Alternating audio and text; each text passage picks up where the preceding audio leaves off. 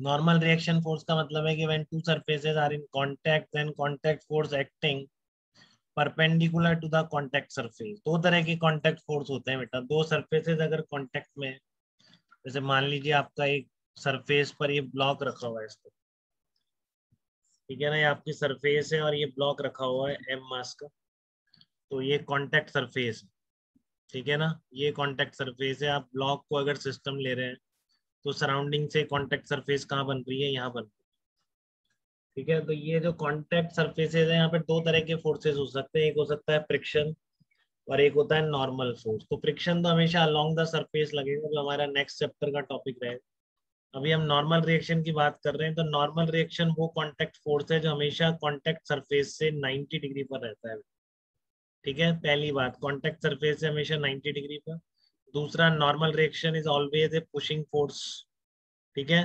तो आप क्या रहेंगे, कांटेक्ट सरफेस पर जाके सिस्टम को पुश करेंगे। देखो, पुल नहीं करना, आप हैंड को ले जाइए यहाँ पर, ठीक है ना, अपने हैंड को इस सरफेस पे ले जाइए और सिस्टम को धक्का मारिए, ठीक है ना। अपने हैंड को यहाँ पे ले जाके आप सिस्टम को धक्का मारिए, तो धक्का किस डायरेक्शन में पड़ेगा, ऊपर पड़ेगा कि नहीं पड़ेगा।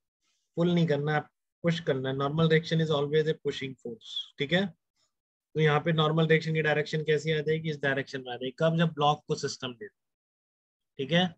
क्लियर है। आप पूछा कि नॉर्मल रिएक्शन फोर्स इस फ्लोर पे कैसे लग रहा है, तो फ्लोर पे अपोजिट डायरेक्शन में लग, वो तो जब इस फ्लोर ने इस पे अप्लाई किया तो उतना ही रिएक्शन फोर्स ये भी अप्लाई करेगा, ठीक है।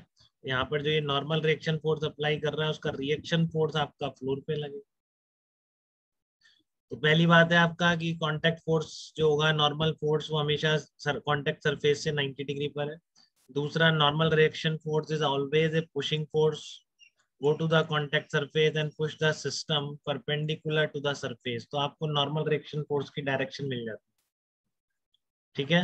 जैसे कि आपको इस पे देखनी है नॉर्मल रिएक्शन की, नॉर्मल रिएक्शन का इंक्लाइन प्लेन पे डायरेक्शन क्या होगा। जैसे मान लो आपका ब्लॉक है इस तरह से रखा, तो ये कांटेक्ट सरफेस है ना बेटा, तो आपको ब्लॉक अगर सिस्टम ले रहे हैं तो कांटेक्ट सरफेस पे जाके सिस्टम को पुश करेंगे, हैंड को ले जाएंगे आप, ठीक है, और धक्का मारेंगे। धक्का किस डायरेक्शन में पड़ेगा, पुशिंग फोर्स इस डायरेक्शन, ठीक है ना। तो ये डायरेक्शन ऑफ नॉर्मल फोर्स आ जाएगी, ठीक है। तो तीन बातें ऐसी कैसे मैं टेंशन फोर्स में बताऊंगा, ठीक है ना।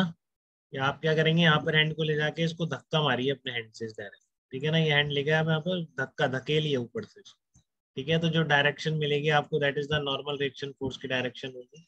तो normal reaction is a pushing force for direction of normal force push the system perpendicular to the contact surface, ठीक है। तो अब अपन सबसे पहला प्रॉब्लम कर रहे हैं। जैसे मान लो ये ब्लॉक रखा हुआ है इस तरीके से, ठीक है। तो आपको नॉर्मल रिएक्शन फोर्स निकालना है between block and this contact surface, ठीक है। Find out normal reaction force between this block and this contact surface.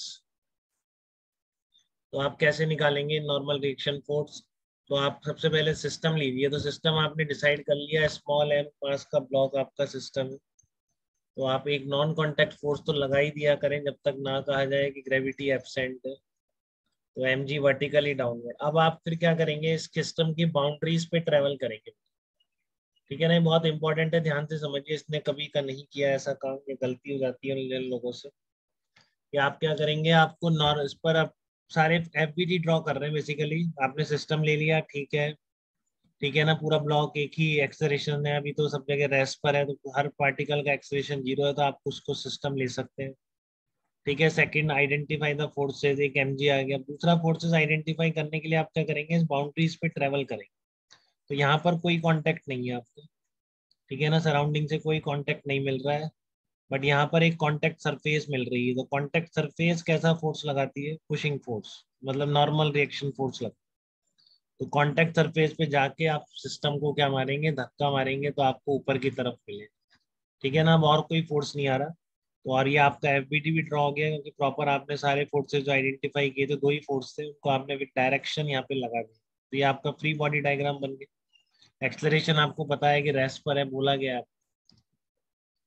तो अब एक्सलेशन डायग्राम की जरूरत नहीं है, इक्वल टू 0 आ गया, ठीक है। अब लास्ट स्टेप है, f equals to m a लगा दो। कोई भी डायरेक्शन पॉजिटिव लेके, अपवर्ड डायरेक्शन मान लो पॉजिटिव ले लिया, तो एन पॉजिटिव है, एम जी नेगेटिव है, is equal to m a. Acceleration है नहीं, ठीक है। तो इसलिए आपका नॉर्मल फोर्स कितना निकल के आया कॉन्टेक्ट सरफेस और ब्लॉक के बीच, एम जी के बराबर निकल के आएगा, ठीक है। कॉन्टेक्ट सरफेस और ब्लॉक के बीच जो नॉर्मल फोर्स निकल के आएगा वो किसके बराबर आ जाएगा, mg के बराबर आ जाएगा। ठीक है, तो इस तरीके से कैलकुलेट किया जाता है। ठीक है, आप इस तरह से अप्लाई करते हैं इक्वल टू एम, सारी स्टेप सिस्टम लो, फ्री बॉडी डायग्राम ड्रॉ करो, ढंग से आप फोर्सेस अप्लाई करो, mg लगा दो, फिर देखो बाउंड सरफेसेस पे घूमो, कहाँ किस तरह का कांटेक्ट मिल रहा है वहां उस तरह का फोर्स लगा दो, एफबीडी कंप्लीट हो जाएगा। ठीक है,